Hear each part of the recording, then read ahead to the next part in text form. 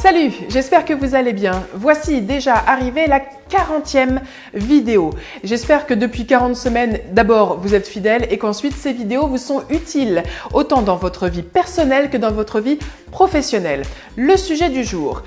Vous est-il déjà arrivé, récemment, on va dire dernièrement, là, dans la semaine, d'être écouté pendant au moins 2 minutes sans que votre interlocuteur ne vous interrompe? Et vous? Avez-vous déjà, cette semaine, écouté votre interlocuteur pendant au moins 2 minutes sans l'interrompre?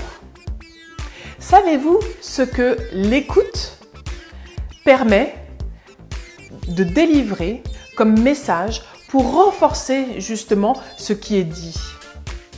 Écouter, ça ne veut pas dire être inactif. Bien au contraire, l'écoute peut être très active. Imaginez, vous êtes en situation de recrutement.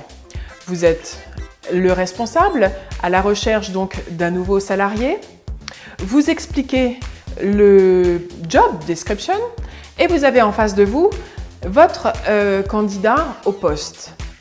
Vous parlez pendant 2 minutes sans être interrompu. Pendant ce temps-là, vous, en tant que personne qui parle pendant 2 minutes, vous pouvez observer la manière dont réagit votre interlocuteur, dont réagit votre candidat.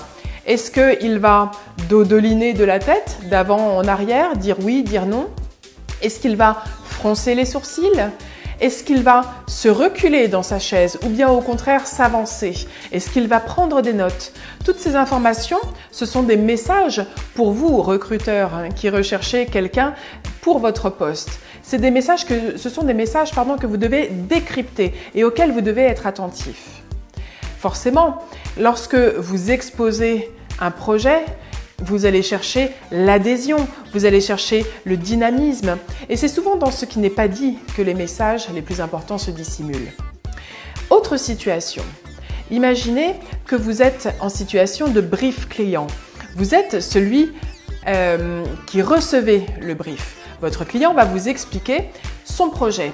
Laissez-lui l'opportunité de développer jusqu'au bout son idée. Prenez des notes, regardez-le s'exprimer, regardez sur quoi il va s'enflammer, regardez au contraire ce sur quoi il va froncer les sourcils, montrer qu'il a une difficulté pour parler du sujet. Ce seront sans doute sur ces points-là, sur les points qui sont difficiles pour lui à exprimer, que vous devrez creuser.